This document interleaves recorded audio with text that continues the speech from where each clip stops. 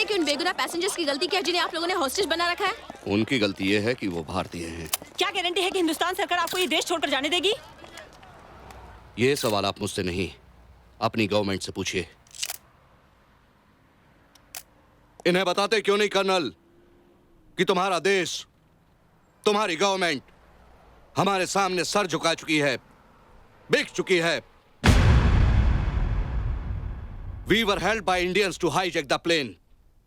100 करोड़ की आबादी वाले भूखे नंगे लोग हो तुम। कल हमारे 4 सिपाही तुम्हारी पार्लियामेंट तक पहुंच गए थे, और अब देखना हमारी पूरी फौज अंदर तक घुस आएगी। अपने मुल्क को अपनी मां का दर्जा देते हो ना तुम। Tell him. I love you too. आप लोगों को ज्यादा परेशान होने की जरूरत नहीं है। हमें बेहद अफसोस है कि आप लोगों को भारी परेशानियों से गुजरना पड़ा। मैं सरकार से गुजारिश करूंगा कि आपको हर्जाना मिले और दूसरी सुविधाएं उपलब्ध कराई जाएं। अब सब कुछ ठीक हो जाएगा। मैं जो आया हूं बहुत जल्द आप लोगों को यहां से ले जाऊंगा।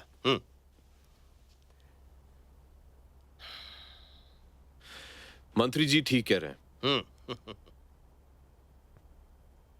मेरी आपसे दरख्वास्त है कि जितने भी बीमार बुजुर्ग और बच्चे हैं उन्हें छोड़ दें। ये नहीं हो सकता। ये इस बात की जमानत है कि हमारी सभी शर्तें मान ली जाए।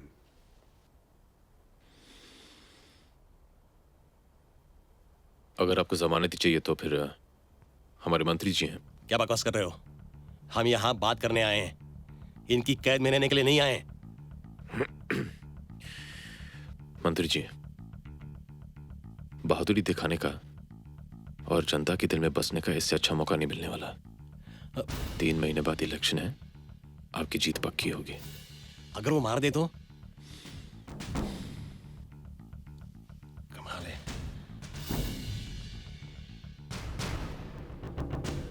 ठीक है, बाबा ज़हीर की रिहाई के लिए हम कुछ भी करने को तैयार हैं।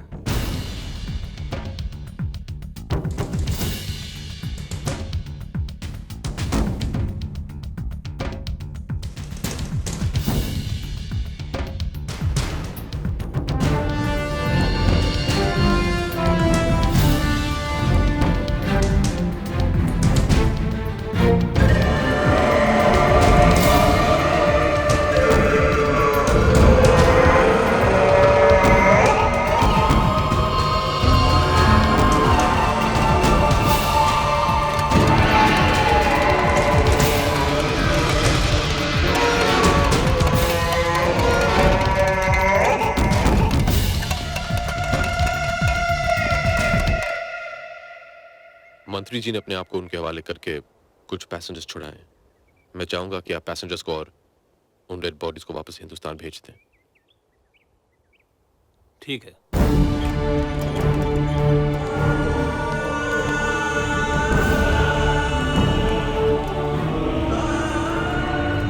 जब तक बाबा ज़हीर रिहा नहीं होते तब तक आप हमारे मेहमान बनकर रहेंगे।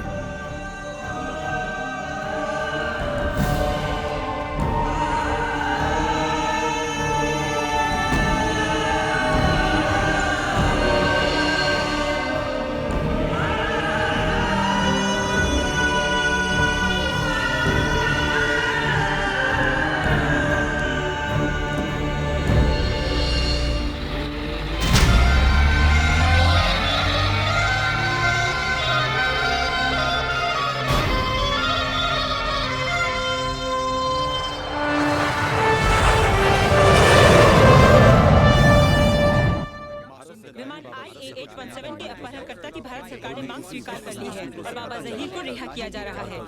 कल सुबह उन्हें किसी भी वक्त गुप्त मिलिट्री एरिया से पाकिस्तान ऑक्यूपाइड कश्मीर के लिए रवाना किया जाएगा।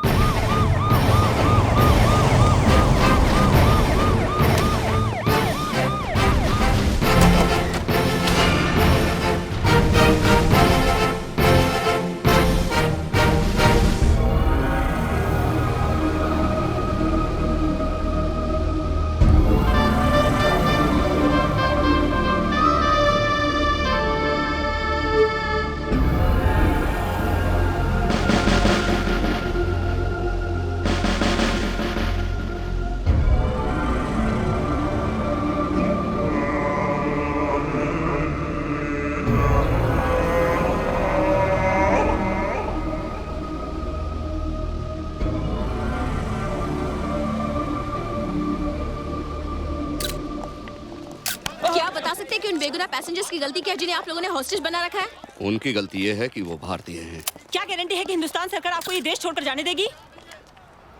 ये सवाल आप मुझसे नहीं, अपनी गवर्नमेंट से पूछिए। इन्हें बताते क्यों नहीं कर्नल कि तुम्हारा देश, तुम्हारी गवर्नमेंट हमारे सामने सर झुका चुकी है, बिक चुकी है। We were held by Indians to hijack the plane. 100 crore की आबादी वाले भूखे नंगे लोग हो तुम। कल हमारे 4 सिपाही तुम्हारी पार्लियामेंट तक पहुंच गए थे, और अब देखना हमारी पूरी फौज अंदर तक घुस आएगी। अपने मुल्क को अपनी मां का दर्जा देते हो ना तुम? उसकी छाती से उसका दामन खींचकर तुम सबका सर शर्म से नहीं झुकाया। ज़हीर खान,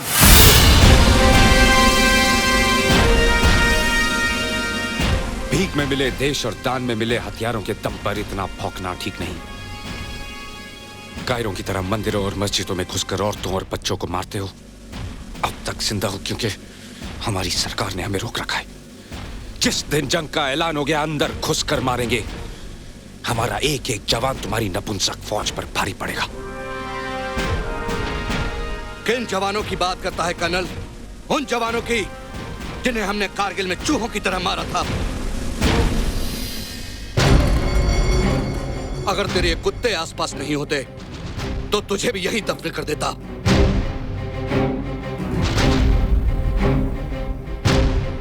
दो कदम पीछे।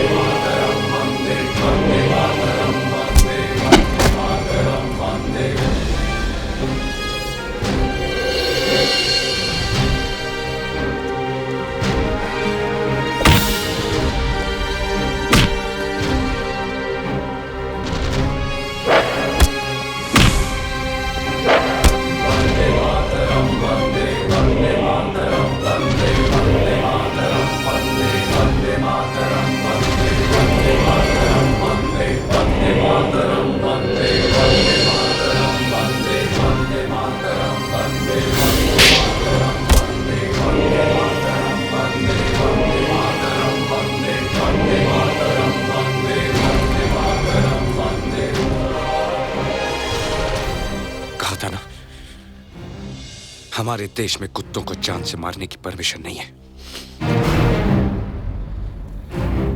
तेरी जमीन पर आके तुझे मारूंगा। Take him away.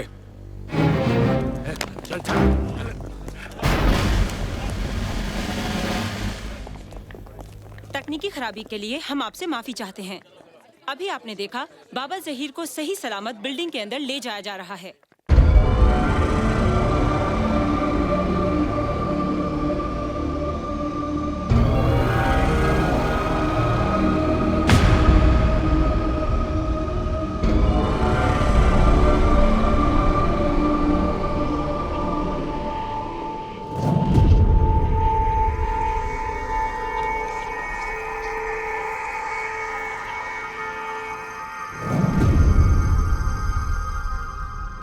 एक पुलिस वाले को इतना अहम काम कैसे दे दिया? उसे अमन का शफीर बनाकर भेज दिया। हरामखोर, तूने ही मेरे भाई को मारा था ना?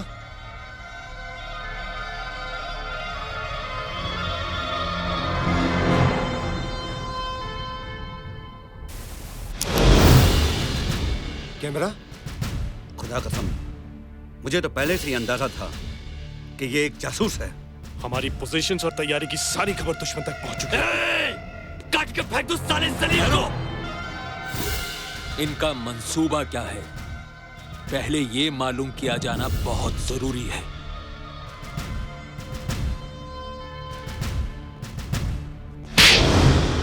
सत्य वही तुझे